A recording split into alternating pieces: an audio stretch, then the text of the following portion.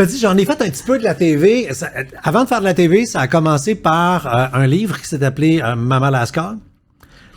Et ton livre s'est ramassé en film. Oui. Film s'est ramassé en télésérie. En télésérie. J'ai re-regardé la bande-annonce ce matin. De quoi? De Maman Lascar. Oui. C'était drôle en calvaire. C'était très bon. Le film? Oui. Le film de François Bouvier, Oui. réalisé par François Bouvier, avec évidemment Patrick Huard. Mais à la base, c'est ta viande, là, tu sais, c'est ta viande qui s'est modifiée, qui s'est Ma transformée. viande. Non, mais Ma c'est la viande. base. Ma C'est viande. ta matière première Ah, mon qui a été Dieu, ma cuisinée, viande. là. Ma C'est ça, la viande. viande, moi, du contenu. Ah oui, OK. Oui. J'aime Non, non. pas. OK. Tu sais, je vois quelque chose de sanguinolent, là. Non, OK, Une c'est correct. grosse Non, masse sanguinolente. Donc, ta matière première. Oui, c'était ma matière première, effectivement. D'ailleurs, c'était moi quand j'ai écrit ce livre-là, qui est une espèce de récit, dans le fond, de ma maternité calamiteuse. Tu sais, tout le temps que j'écrivais ce livre-là, d'ailleurs, je l'avais commencé quand j'étais enceinte, parce que quand j'étais enceinte, et j'ai été enceinte, moi, je trouvais que j'étais vieille. Bon, maintenant, tu sais, Pour l'époque, j'avais c'était 37 ans et j'étais vraiment angoissée. Je capotais et je me disais, bon, ben, j'ai besoin d'un livre qui va me rassurer. Puis j'en ai pas trouvé. Peut-être que j'aurais pu en trouver un, mais finalement, je suis passée à côté. Fait que je me suis dit, ouais, ben, tu sais, dans le fond, souvent, quand t'écris, c'est parce que tu cherchais quelque chose que tu n'as pas trouvé. Et j'avais besoin de mettre ça sur papier, les angoisses que je traversais, ce que ça voulait dire pour une fille de ma génération, une fille de la génération de l'avortement. On a milité pour l'avortement, on était pour l'avortement, on a fait des avortements, j'ai pas fait d'avortement, mais j'en ai eu. Alors, il y avait tout ça et j'avais besoin d'écrire ça. Mais pendant que je l'écrivais, c'était une espèce de monologue intérieur. Tu sais, je me disais, non, je ne publierai jamais cette affaire-là. Voyons donc, ça va intéresser personne parce que faut quand même... La critique va me démolir. Faut quand même dire qu'à l'époque, parce que maintenant, tout le monde écrit là-dessus, mais il y en avait pas il y avait Nancy Houston qui avait écrit une chose sur la maternité. Mais à part de ça, c'était comme un sujet qui passait complètement sous le radar. Les filles parlaient pas de ça. Ils parlaient pas de leur menstruation, puis ils parlaient pas de leur maternité. Et encore moins des madames de 40 ans qui avaient des enfants. Exactement. Alors, tu sais, je veux dire, et là, bon. Alors, donc, je me disais tout le temps, puis j'entendais, c'est drôle, j'entendais Pierre Bourgault dire, mais c'est quoi ça? On s'en fout de sa maternité. Bon, lui, et finalement, je l'ai écrit, je l'ai terminé. J'avais eu mon fils, il devait avoir 3 ans. Je l'ai porté chez l'éditeur, chez Boréal. Et le lendemain, après une nuit où je n'ai pas dormi, j'ai appelé puis j'ai dit, écoute, Pascal Satriani, laisse faire.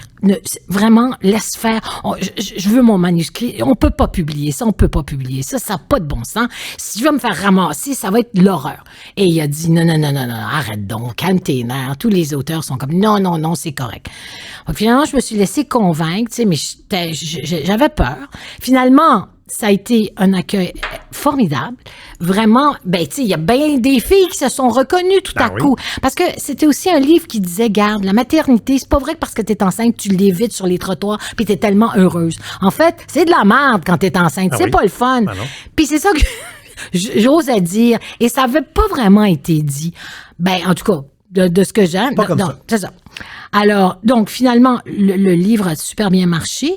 Et là, ben, en fait, c'est Alain Chartrand qui est venu me voir, qui était un ami, qui m'a dit, il faut faire un film avec ça. J'ai dit, voyons donc, Alain, qu'est-ce que tu veux faire un film avec ça? C'est un monologue, c'est une fille qui parle pendant, tu sais.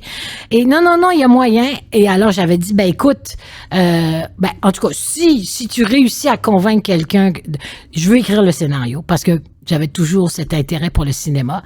Et finalement, donc, il a convaincu Christian Larouche. Et c'est lui qui devait réaliser. Après ça, il s'est passé toutes sortes d'affaires. Finalement, ça n'a pas été lui. Mais c'est lui qui a eu cette première impulsion. Moi, je ne l'aurais pas eu. Tu sais, j'aurais jamais pensé. Mais il y a toujours moyen, à travers, tu sais, même si c'est un monologue, de construire une histoire, ce que j'ai fait.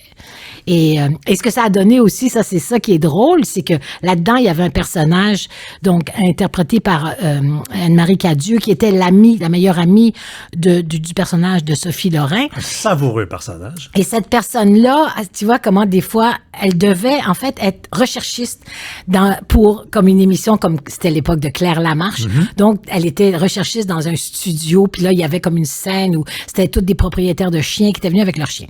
Là, je pense je sais pas si c'est à 2 semaines ou mettons 3 semaines du tournage, c'est vraiment... là, on m'a dit, garde, c'est impossible, on n'a pas de budget pour le personnage de Myriam.